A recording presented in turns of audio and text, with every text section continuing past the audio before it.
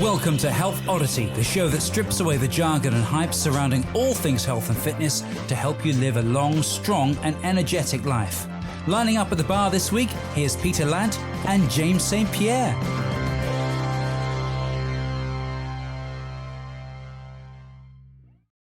Hello and welcome to the Health Oddity podcast, episode 286. And we are joined by another fantastic guest today who has been with us 3 times before. This is his 4th visit. I will just recap those episodes in case you want to go back and you haven't listened to them.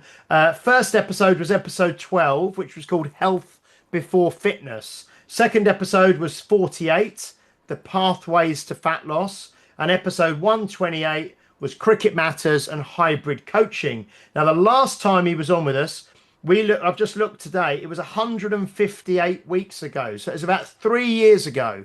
So we are welcoming for his 4th appearance to the Health Oddity podcast, Mr. James Breese. How are you doing, James?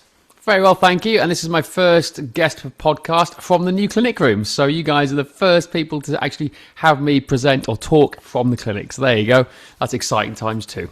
Excellent. And where are you in Cardiff in Wales? Just outside. So this is about 20 minutes outside Cardiff and about 10 minutes outside Newport. We built this inside an indoor cricket school. So there's an indoor cricket centre with net lanes behind it. There was some spare rooms and we've taken over those 3 rooms. I'm in the clinic treatment area, hence you can see the bed behind me and you can see my medical table just there. The other side of that wall is the kitchen, but then behind it, I'm turning it into like an American-style physical therapy rehab suite. So essentially, there's going to be a gym area outside there, about 12 meters by 6 meters, just outside, but also doubles up as a performance analysis suite. So there's going to be a large TV so people can look at their cricket analysis and then do it. So the idea is we can take cricketers from the training nets, essentially, on the floor, to the treatment table, to the gym floor, to the analysis suite, all in kind of one foul swoop. So it's kind of exciting. It wasn't what I was expecting to do this time last year, I tell you that much. But it's been a whirlwind journey. It's interesting because you mentioned something we'll talk about later. I know is this performance wheel. I may have used the wrong terminology, but we're going to talk about that later. But you mentioned how it's very similar to, it can be applied to lots of other sports. And you mentioned obviously cricket, which is what you're using it for, but you mentioned tennis and golf and things like that. And probably a lot of people would be aware of this kind of video analysis of golf swings and you know, kind of performance around golf, and especially the documentary that's on Netflix at the moment. I think it's called Full Swing, which I've watched, and you see behind the scenes all the golfers doing their kind of rehab, their prehab, their conditioning, their training, and that sort of thing. But I think we touched on this last time you were on, and I can remember it was 3 years ago, but I can remember we touched on this, that cricket traditionally has not been a sport that has taken and I wouldn't say it's taken itself this seriously, but it's not taken the athleticism of cricket probably as seriously. And is this something that's changing, or are you leading the way with this, or is this something that you're seeing now? Hopefully, that's definitely right. So you're right. So I've always watched. So you got both the FMS certified. You've done the FMS and a Greg Cook.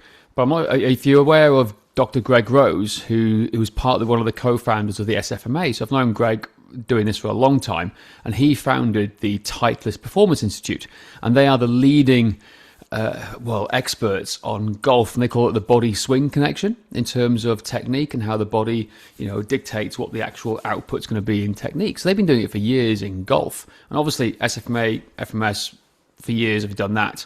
So it's like putting the two together to help it with cricket, and it's huge. And cricketers haven't even thought about it before. You know, in a lot of sports, everyone is technique focused. They always want the output. So the technical output is what the goal is. Whether it's golf, hitting the ball further, you know, being able to get the slice on it, or avoiding the slice or fade in a lot of cases. But your body dictates what you can do. But it's also it's a much more complex thing. This is where the world of health and fitness, from trainers, from coaches, strength and conditioning coaches all around the world, make an impact. It all adds to this technical output. Cricketers are obsessed with technique. Like, all they want to talk about is technique, how to hit the ball harder. Oh, my back path isn't good. Oh, I feel my left leg is collapsing a little bit as I'm bowling. but they don't think about the idea of the body technique connection. And it's all the stuff we've done for years and years and years in terms of training, good movement patterns, quality movement, right? Health comes first, all that type of stuff. They don't think about it. They just don't think about it. But they do care about it if it impacts their playing. If they can score more runs on a Saturday, guess what? They'll do more of it, right? So it's a sneaky way to get them to do the health stuff we've been talking about for decades, right? Yeah. But just reframing it differently. And the same, if you help the tennis player, win more matches, they're going to love it. They're going to keep on doing what you want to do. So it's very much of a different approach to the same thing that we're doing. I'm still coaching health and fitness. I'm going more medical based, and I'll talk about why in a bit later on if you'd like. But it's definitely the same stuff we've been doing for years, but just packaged differently to reframe it to get more people on board. And I just found the technique angle, exactly like golf, is the way forward to try and convince them. And more importantly, it helps reduce injury rates. And a lot of cricketers and a lot of athletes, amateur athletes, are always broken, and they're not doing anything about it. They just want to keep on doing what they're doing, harder, faster, stronger, longer. That's kind of what their motto is, right? So how did this come about? Just looking, you've got a lovely, I'll say, if you're not watching on YouTube and you're listening, we've got a lovely treatment room there. I mean, you just gave us a little, I think it was before we started recording, you gave us a little tour kind of and showed us kind of where things are. How did this sort of come about, this opportunity or this kind of idea to do this, to go into this cricket centre and set up like this? How did this come about? Yeah, so like I said on the last podcast all the time ago, we set up the idea of Cricket Matters just to test the waters. And it started to build and build and build. I started working with the Wales over 50s teams, the Wales over 60s teams, the Wales over 40s teams, lots of older Masters athletes who still want to keep playing. They're all broken. Absolutely all of them are broken. Yet none of them really want to invest in fitness. They just want to keep playing cricket. They think that's the way forward. But they're always in pain. And it got to the stage where I was referring a lot of people out to local physios, local chiros, trying to find a good local network here to help support them with. And I was just banging my head against a brick wall. Honestly, it's not because these are bad people or bad physios. They don't think like we do. They don't think about movement quality. They don't think about the integrative pattern of good squat mechanics, good swing hinge mechanics. They don't think about that. They just think of silos. They come in, they go, right, this is your hour this week. Come and see me in a couple of weeks' time if I have time. And then they're just off out and about. They're not fixing the problem. And this happened for 2 years. It's just constantly 2 years. And I was like, this is ridiculous now. I'm getting so frustrated. And then last year, I flew out to Chatham, Virginia with Gray Cook. I spent a week with Gray Cook at his place, doing a variety of things, shooting bows and arrows, driving around in his little 4x4 little motorbike, quad bike, going for food, but just working with him on some of the things behind the scenes.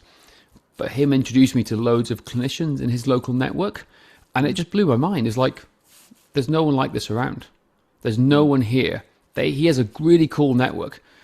Jeff Lowe's a huge one. If you're not following the Virginia Spine and Sport Institute, future guest for you guys, amazing guy, right? He works with a lot of pro golfers, but he's one of like Gray's original mentors. So Gray was one of his original mentors essentially, and just meeting them, speaking to them is like, oh my god, I want to be like these guys. That sounds ridiculous, but also I asked Gray then. I said, Gray, out of interest, how many people have come out to shadow you in your entire time in the 30 years of doing this? And he goes, I'll let you guess. I don't know, 30, 40? No, it's a little bit less than that. 20. We went, no, 0. You're the first one. I was the first person to actually go and mentor and spend time with him, like literally as a intern, essentially. Even though we were working on other things, I was able to watch and see what he does. We're discussing ideas, learning more about the system in depth. And I went, what? Why is that? Like, that's mental. And then it just got me thinking. It's like, I can connect people all over the world, but not many people take action to go and do something. And I was like, I got to be the clinician. I have to be the clinician. And the way the world is going in terms of AI-generated content, influencers everywhere, credentials actually matter. And it's the same as everyone believes there's somebody in a white coat, don't they? So if I put the word physio next to my name, it gives this instant credibility, irrespective of if they're good or bad. They're a physio, right? It's like you hear a doctor. They're a doctor. Unfortunately, there are 1,001 really good trainers and coaches out there, but they all get tarred with the same brush because of the influencer industry. And it was realizing then, well, actually, where do I want to go with this? How do I want to help people? What can I do? And I have access to all these guys at the higher end, clinical end, that I can just reach out and have a call with. Like, Gray was sending me pictures of his Porsche the other day, right? Little random stuff like this, where we're having conversations where I have access to this and to get all the knowledge from them, because once they go, right, where does that knowledge go to? It's a difficult thing, and there's more to the FMS than the system they have, way more, and that's actually how they treat people. And watching Gray, we did a couple of videos of Gray live recording me dry needling into my obliques. Nobody's a dry needled my obliques before, ever. Even considered looking at it. No, mine. Right? Has anyone dry needled your obliques, Pete? Not recently, no. Not that I know of, anyway. Not doing it. Sean might have done it when I was asleep. Right? So I was like, but he was looking at my shoulder. But he goes, no, the issue is not the shoulder. And obviously I've got a separated clavicle here. So my levator scap, which is quite, the neck connects the neck to the shoulder, for those on the podcast who don't know what it is always jacked up because my pec minor and everything is always overworking because there's a big gap here. You've seen it from snowboarding years ago, James. But so it was like, well, okay, but I need to go to the obliques because it's affecting your rotation. If the obliques aren't dialed in, then it's affecting everything else further up the chain. Oh yeah, by the way, your oblique, if you can't rotate, we're looking at the obliques and we're looking at the sartorius. So he to fix my shoulder, he's going into my obliques and my sartorius. No one's even looked at that before in my life. And it was like just an aha moment that I went, I have to do this. I literally have to do it. So a long-winded story to get to the whole point of this is that I left there on a high. It was great. I learned so much, met some really cool people, and I thought, right, this is the right thing. And a few weeks went on, and I went, I've got to do this. It's now or never. Like, I'm 43 years old. I've got to become a physio. So what's my pathway to become a physio? So I was too late to apply for the Cardiff MSc post-conversion course. So I was, okay, what do I need to do? And then I asked Gray and Perry and a few other clinicians I know, and they said the best therapists, irrespective of practice, are the ones with really good hands-on skills. Okay? So I go, right, okay, well, I'm going to do this now. So I literally have fast-tracked. I've done my level 3, level 4 massage qualifications. I'm in the middle of my exams at the moment for my human biology degree.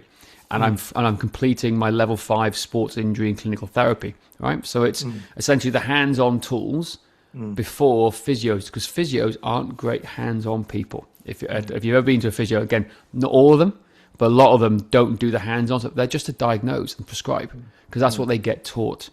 So I'm going down the route of, no, I want to be a really good hands-on clinician, whether it's massage, whether it's palpitation, whether it's dry needling, using electro dry needling as I'm using it, which is huge, by the way, which is incredible. And then you tie it all in together with the actual, I can medically diagnose later on when I hopefully get into Cardiff University next year. Yes, it's 2 years of my life I've got to work hard to get, but it allows me to talk about this idea of, from a medical point of view, in a world where it's overrun by influencers, and it's a world. I saw a really good post from Mike Boyle this morning. It talks about fitness and strength and conditioning are the only industries where it's run by the youngsters who think they know better than everybody else, as opposed to the industry. It's a really good post. So, like, obviously the youngsters obviously look a certain way, and they obviously all think they know better. So people believe them above a 60-year-old who's got 40, 50 years plus in the game, who's been there a lot longer. So it was that moment with Gray, that realization of what I need to do, and I've really enjoyed it. Actually, I've actually enjoyed the Open University human biology degree a lot. I'm actually learning a lot more about the human body than I ever thought I would. I thought I know enough and get by, but I'm studying the brain at the moment, and like how our neurons fire and how they cross from neuron to neuron properly and in depth, and like how it goes. But anecdotally, which is really interesting, James, you know I'm allergic to dairy. Hence, next week when we go skiing together, right? Literally, I'm the problem child. Even though I've been like my whole life grew up on a dairy farm, allergic to dairy. I'm currently drinking Jersey cow's milk, right? All right, Boo! Check this out. Johnson Guernsey, by the way. How dare you? Well, listen to this, right? So I always told, it's dairy, it's lactose, whatever. I didn't really look into it. Well, when I start analysing the proteins and going into the gut and the health of it, we started learning all the specific proteins in certain types of food. And I went, well, what's the proteins in dairy? So British Friesian cows carry an A1 protein, right? Jersey, it's A2 proteins, okay?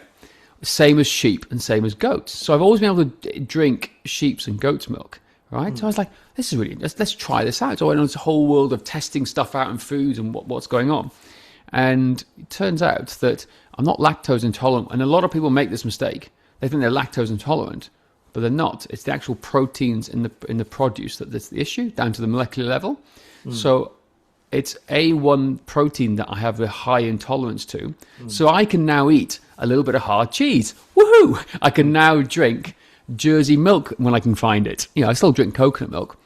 But on the flip side, by looking into it, I'm actually allergic to Aventis, which is the protein in oats. So oats and wheat have to be off the card for me now because it massively affects me. So it's interesting going back into this whole study thing, that realizing, okay, what do these things do to each other's bodies? So a massive tangent. Sorry, that's gone well onto like a tangent there in some respects. But as I always do. It's interesting because I was going to say, I'm interested in that sort of stuff because it's not even just food. It's like anything, isn't it? But it's very quickly, we use the natural deodorant thing, the Brett guy who we had on, right? And I love it. But I bought this one. It was like mint and eucalyptus or something, right? And it's dead funny because I sent something to my brother for his birthday. I said, you don't spread it on your toast. You put it on your pits. Right? But this mint and eucalyptus one, and I started getting like really dry skin under my armpit. And I was like, and I thought I had like ringworm or something. So I bought no, but like I said to Sean, I was like, look at this. And she goes, I've had ringworm in the past. So I bought some like athlete's foot cream and I was like rubbing it under here and all that because fungus in it. Yeah. And it was, and I'm not saying natural deodorant's bad for you.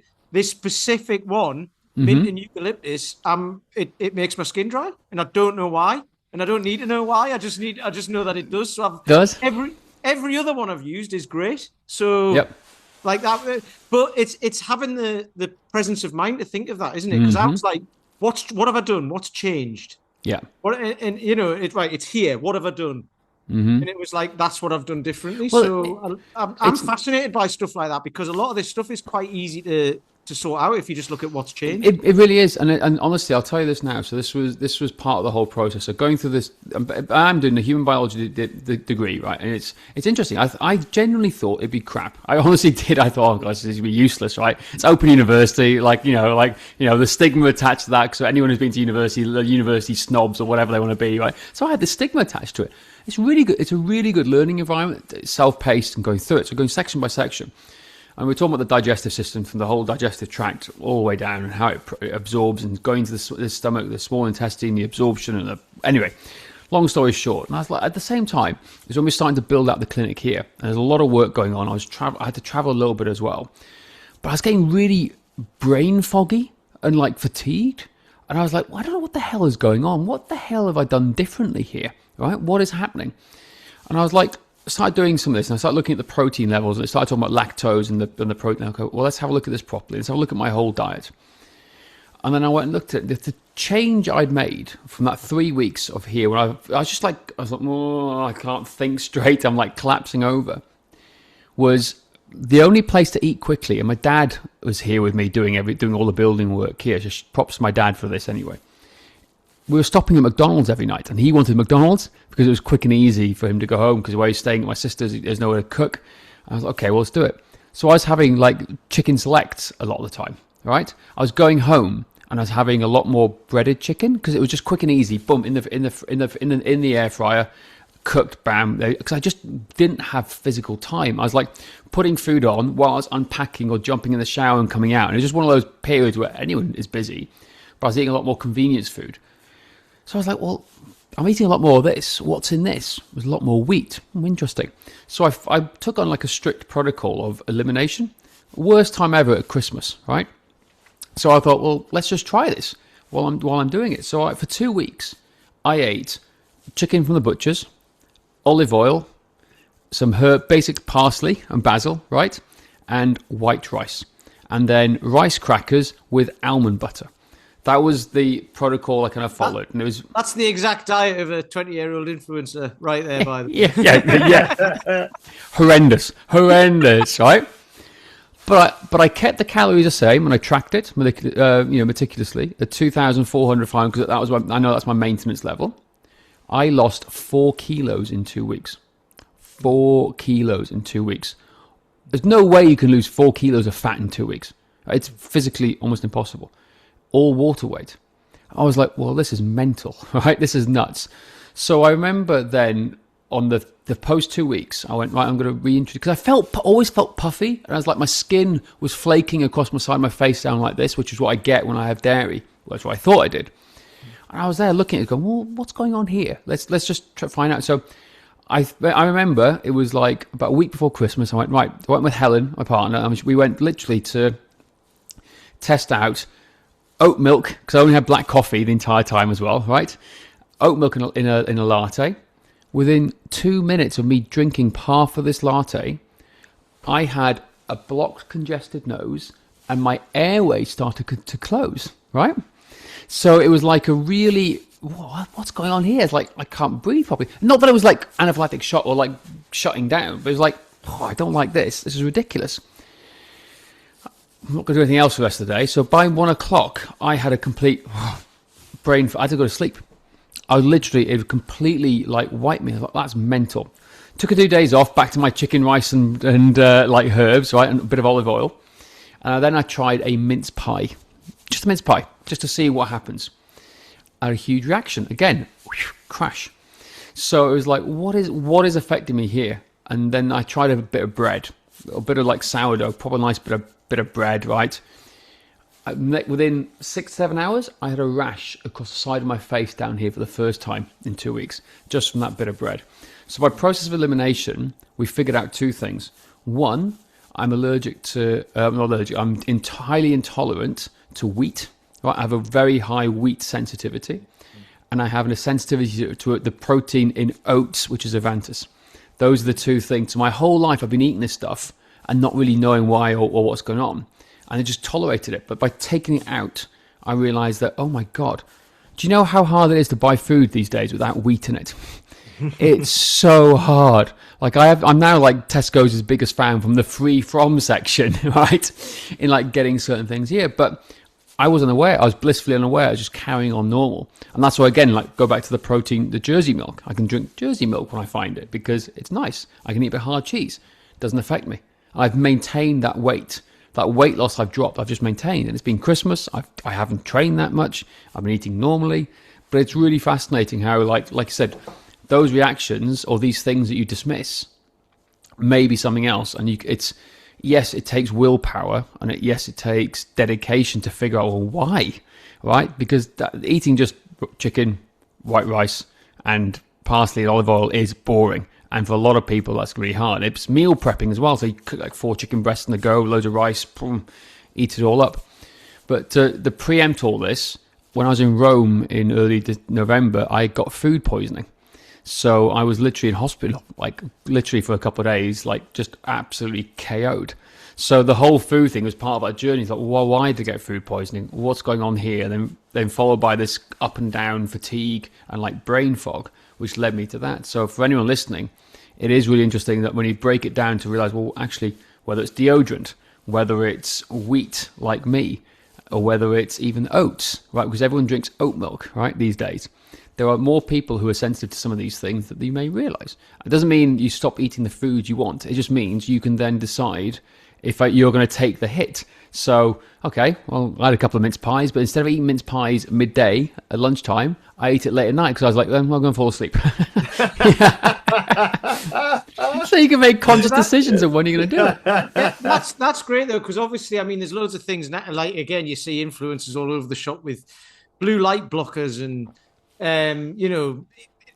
evening routines and like what you don't watch the news and all this. But most people, I think, who are walking around, and this used to be me years ago, just feeling a little bit rubbish. Yep. But you don't even know you feel like now when I feel like crap, I feel like crap.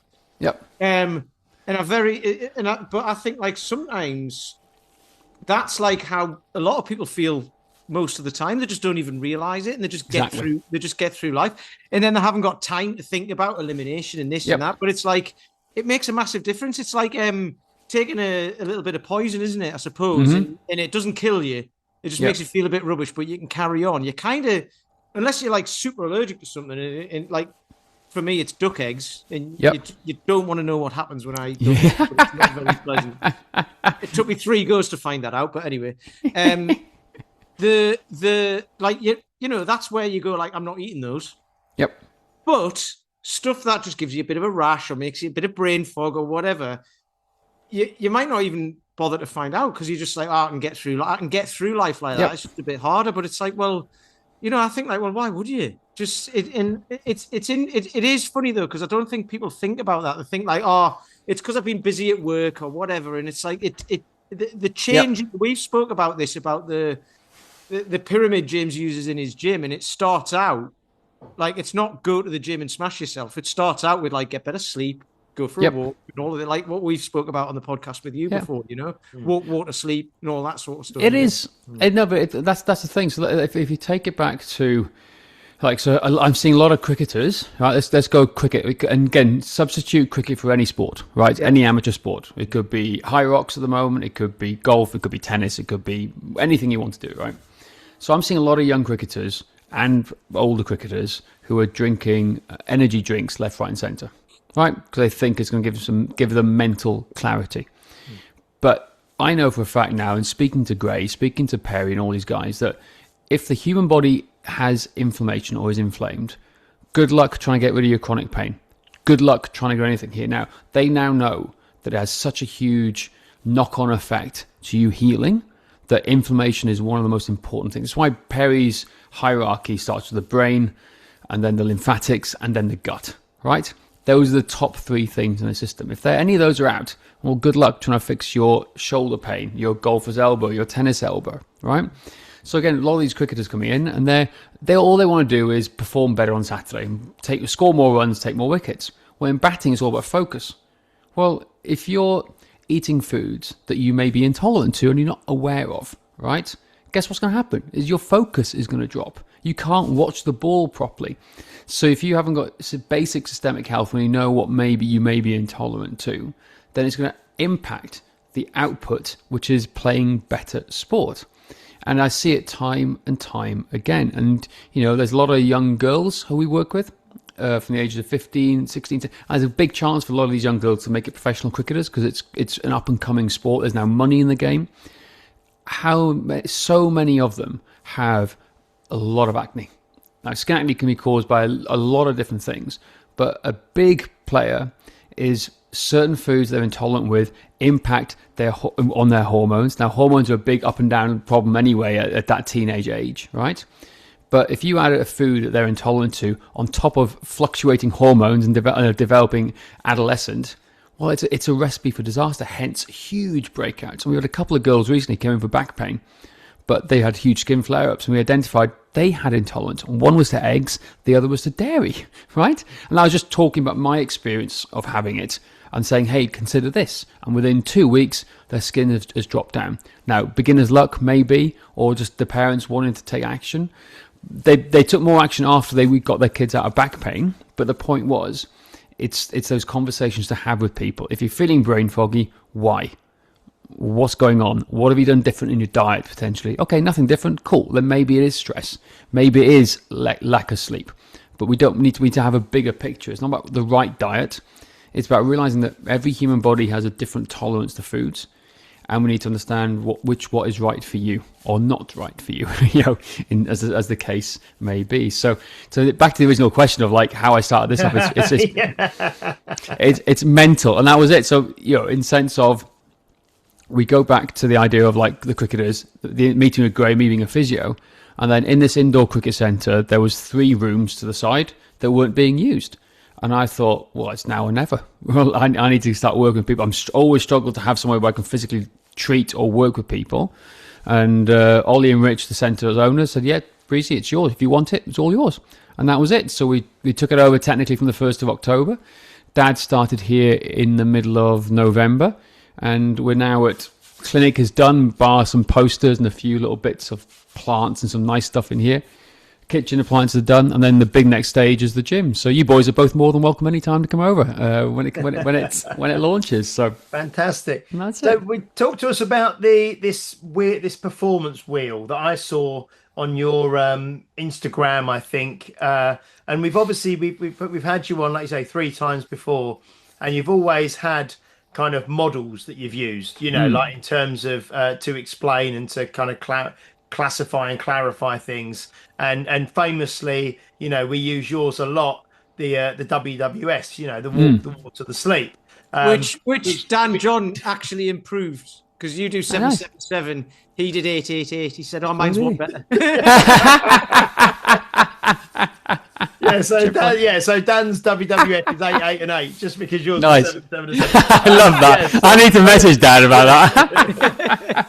Yeah, so you've always had these kind of models that have kind of, which are great to kind of for people to understand, kind of, I suppose, slightly more complicated concepts, but to make them very accessible and very easy to understand and easy to present and that kind of thing. So this kind of performance wheel that I saw from you, which specifically you're using for cricket, but like you said, it could be used really for any skill-based sport, I suppose, or pursuit, or potentially any kind of everyday athlete. Kind of point a kind of phrase that you've used. So what's the performance wheel? I'm going to send a request to share my screen, if that's okay with you. Let me know if I can share my screen. Does it come through? If Pete I'll talk you through it. Pete's in charge. Yeah, okay, right. So let's share my screen. There we go. So let me just share an image so you guys can see the image, and if you're on YouTube, you can potentially see that too. Okay. Can you see it? Yeah. So that's essentially it. And like I said, half the time I create these models, not for people, but for me to help me understand where to go. Because the way my brain, ADHD brain works, it's just trying to keep me on track to make sure I'm on point and I'm looking in the right areas. Hence, all the models, the hierarchies, WWS, like, are they doing this? Are they doing that? But again, when it comes to cricket, or any sport. I'm going to talk about cricket, but the idea is you can substitute this for any sport. Cricketers are obsessed with the middle section technical output. They will talk to you at the cows come home, how they've been tweaking their technique when batting, their grip, their stance, their backswing, their wrist position when they're bowling, their shoulder position. They'll talk about it till the cows come home, right? But they can never really get anywhere with it. They're always failing and struggling, because they think technique just happens by just working harder and performing better. But it's not. It's like, we looked at it in a more in-depth environment. Now we know if your body has a restriction, it's going to limit you in the performance angles, like same as golf. You can't get a full swing of the bat, for example. Now, the way I talk about it all the time is, if you can see me on camera here now, is if you can't rotate your neck, right? So if you say you have a restriction with your neck, like this, you can't fully rotate at 89 degrees here. What happens is this back shoulder has to come up. So you think your head is straight and in a line with a bowler coming in.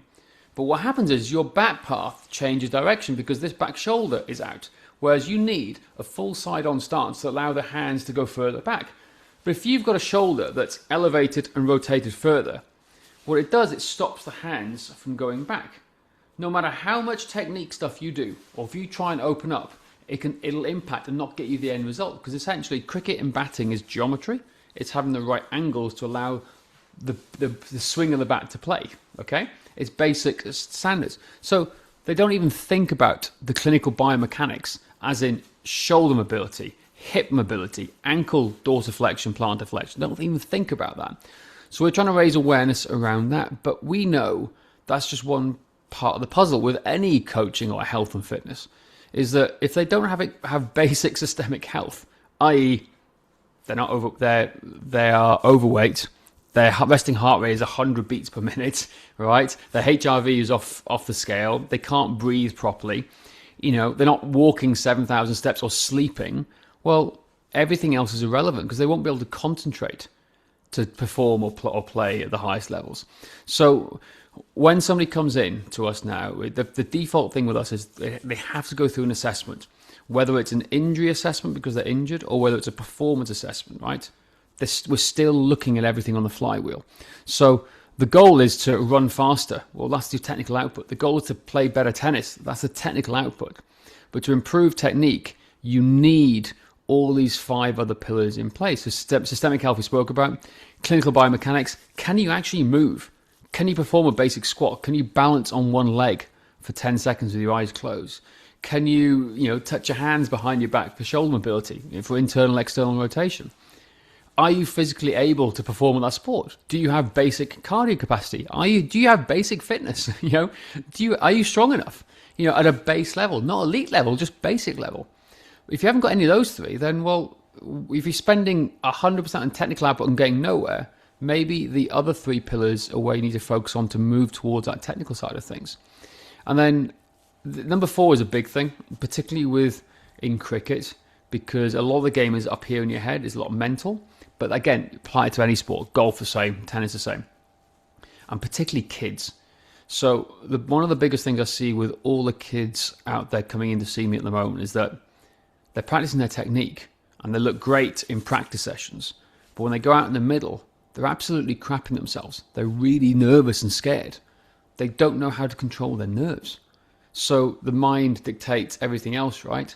So for me, a lot of the time, particularly with the youngsters coming in, yes, there's now with system of health and clinical biomechanics, the quickest win is pillar number 4, where I'm helping them control their nerves and create a routine for them to relax and actually enjoy the game. Actually enjoy, don't worry about the coaches, don't worry about their parents, just don't worry about the bowler coming in trying to knock their head off. It's about fun and having fun. But if you can't control that fear and that emotion, then everything else goes out the window, including technique, because it's fight or flight mode again, right? And then, classic metabolic fueling. This is just mental. How many people do we know in any walk of life are just chronically dehydrated? Just chronically dehydrated, right? Or they're undernourished, or they're just eating terribly.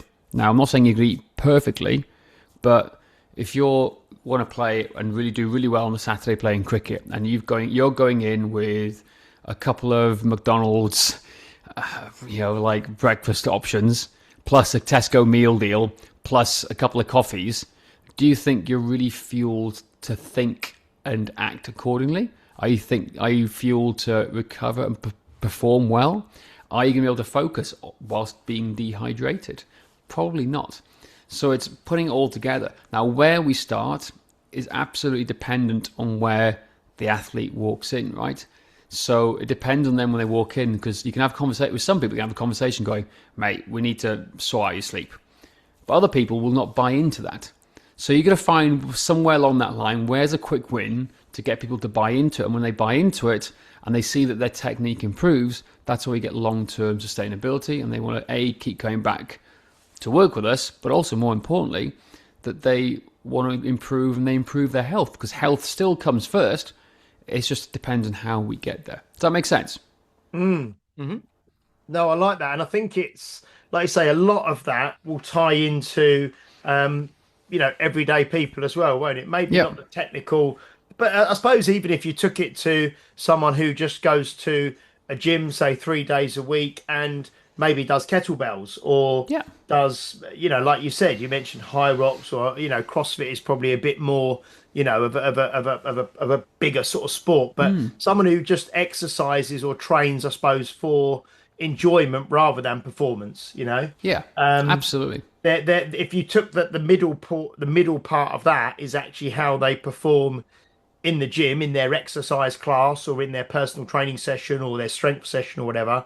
And then the same wheel goes around, the flywheel goes around the edge, doesn't it?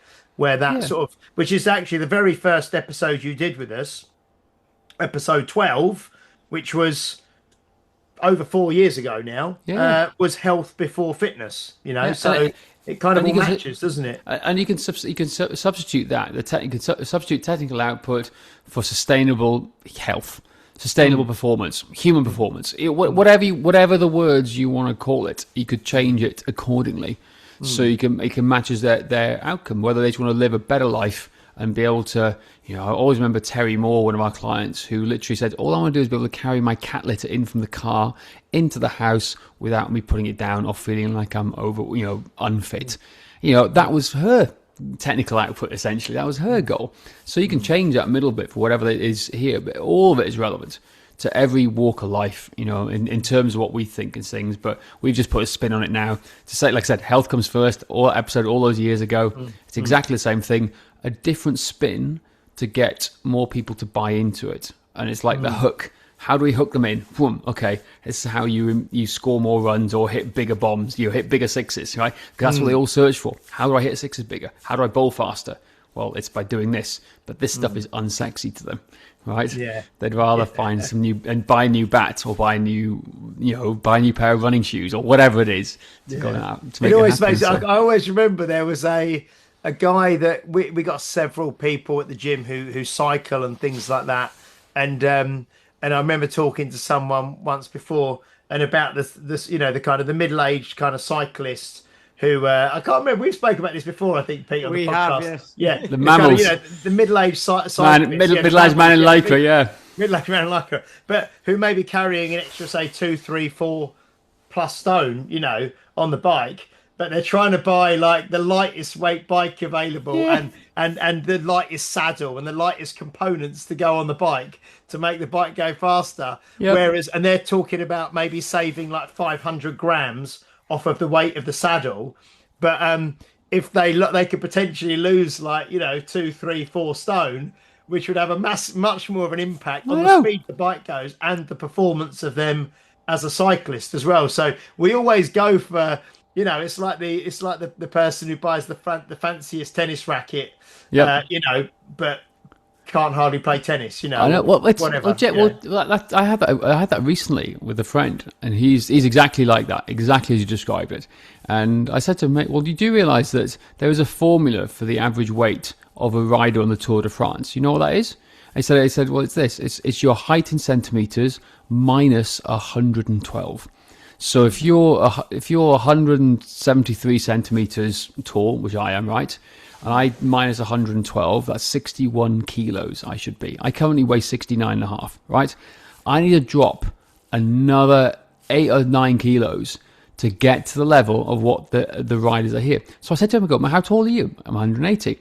How much, okay, well, how much, so if you technically want to be a rider on the tour, you've got to be around 180, 68 kilos. God for you. How heavy do you think he was? 107 kilos. I go, mate, we're not going to be on a Tour de France anytime soon, right? We know that. However, what if we just dropped about 10, 15 kilos? And he was the guy who bought a £15,000 road bike because he wanted, honestly. Right? I think your formula, because that formula, I think that might be specific to the Tour de France. It is. Well, but it used to be. You used to say the height in centimeters minus 100, didn't you? That's plus or minus 5. That's was 5. That right? That's still right. Yeah. So if you literally, so it's exactly the same thing for that. So if you're looking for performance for most athletes, it's your height in centimeters minus 100 is a healthy range. Plus or minus 5, but for performance for a lot of athletes who are contact sports based, it is more minus 5, and for the women it's about minus 7, so it's minus 107 for some of them. So so it's based on the same, but you can do the same. Like there's so many other things, but specifically for the Tour de France, that was mental. When you think of the power output and how light they are to be able to do it, but they all fitted into that category. Well, when we were in, where were we last? There's other things involved as well, isn't there? Let's finish. There's other factors. Yeah. But I think where was it? We were was it Alpe d'Huez last year? Yeah. That was where they do one of the stages. Yeah. Tour de France up there. They climb up there, and it's incredible to think. But like you say, they are like whippets, and they're also Yeah, they may or may not be taking some other. Yeah, exactly. I know. I never said that. I said that there are other factors. What Exactly. James said that. That wasn't additional supplements. I said Additional supplements. additional supplements. Yeah. So, I mean, what are we looking at in terms of opening of the clinic and getting everything going? So the clinic, are you treating people in that room already? Yeah. Now. Yeah. So I had a few people in this morning, which is quite nice. So again, I'm getting mostly cricketers, because there's a lot of cricketers around here having it. But I'm also getting people outside. I had a gym owner in this morning from a CrossFit box around the corner who's heard about us. Various people coming in here. So yeah, the clinic is technically fully operational. That's where the surgical instruments in the background over there tend to be hiding out there. So that's here now. The kitchen's done. So we're hoping, because the hardest bit was for my dad was just doing the rewiring and the heating in here. So he had to redo everything. You can't see it on the walls, but we had to put special plasterboard on with insulation about that thick. Oh, here we go. My camera's zoomed in. Let me get out again. Here we go. All right. So we had to fix that, and there's so many other factors going into which, as you know, James, running your facility, like it just literally, you find one thing and then there's another thing that pops up and another thing that pops up and another thing that pops up. But hopefully, all going well, I think by the middle to end of February we'll have that space open up as well. It won't be perfect, but we'll have an open space we can pull people in, and we'll do some open days. We'll do a variety of different things. So it's trying to, like I say, balance the need of technical analysis, the video stuff, which is the hook to bring people in, and then showcase what treatment you can do on the backside of it too. So fingers crossed, a lot of hard work post skiing, which I can't wait to next week. Actually, I haven't even thought about it, but I was like, I need a bit of downtime to enjoy that first. No, that's excellent. That is so good. And I mean, it was fascinating, the fact that, you went out and you spent all that time with Gray Cook as well. So for people who don't know, FMS, Functional Movement Systems, the book Movement, which Gray Cook wrote. Really, really great guy. So for you to be able to, I reckon the thing is, though, that like a lot of people, because like you say, because you had access to him and you know him, I think a lot of people would, it's almost like, but you have to ask these things, don't you? But so many people think, I won't ask about if I can go and shadow someone like that, because they'll say no, or because, there's this thing, isn't it, that almost people don't ask, Do you know what he said to me, though? He goes, at the end of every Perform Better Summit he does, he gets about 5 to 15 people saying, hey, can I come and shadow you? Not one of them turns up. They just don't follow up afterwards. And it's funny. If you go back to Dan John, I always quote Dan, right? But just show up. Just show up. That's a factor for so many different things. And I just showed up. But I was invited out there to do stuff with the WWS with him and some of the programs out there. But it was more of a case of like, I just showed up. I said, yeah, cool, I'm going to do this. I'm going to make this happen. I flew to DC. I had to drive 2.5 hours into the middle of nowhere. So it's Google Chatham, Virginia. It's highly interesting. It's in the middle of absolute nowhere. But, I got to hang out with him and learn to shoot bows and arrows. I got to see his farms. I got to see all sorts. It was just cool. I got to train his daughter. That was mental. I was like, hang on, Greg, you asked me to train your daughter. I got more pressure on me doing this for you right now than anything else. But it was just fascinating. I just, like I said, in so many walks of life, it's just about doing. I think whether it's training, showing up, just being consistent, and that was it. So it's, like I said, it's definitely shaping the path to being more of a clinician, I think, and taking that to the next step. Because again, I think there's, having access to all these people over the years and speaking to them and learning from them. Again, I think, James, you and Pete, you guys know when someone like Brett Jones comes over, like everyone's like a sponge around them because they've got so much information. There's a distinct lack of people like that, I think, in the UK. And I think there's, where do we all go to get help and advice from? And I'm not saying that's me, but I'm saying it's more of a case of, well, there isn't anybody. When I want to get treated, I've got no one to call myself up on around here to like have that, and no one else is in South Wales, particularly at the moment too. They're very few and far between, and I haven't met them yet. I'm still looking for them, but it's the same as everything. Well, they don't think like us. They don't treat like us. They're not an extension of your gym, for example. Where you're teaching all this health stuff, they're just not aware of it because, again, unfortunately, in healthcare, medical care, they're overrun, they're overprescribed. Hence, any physio, a lot of physio chiropractors I know they're all busy because they don't have to market, because there's a huge demand for people in pain. But this is the thing, they're all in pain, no one's getting out of pain. Why? And those are the questions we should really be asking, is like, why aren't they getting out of pain? So biting the bullet. That's what's mad, because I mean, you know, my parents never went to see any physios or anything like that. You know, and I'm not saying they weren't necessarily in pain, but they didn't sit down all day, and they didn't, you know, and all these different, like the modern lifestyle, isn't it? And they ate proper food and all of that. So eating 3 veg, bit like James. James, what is going on with your own cricket? Update us with your cricket, because you travel all around the world playing cricket now as well, don't you? Yeah, so it's kind of exciting. I'm in the squad for the over 40s World Cup next October.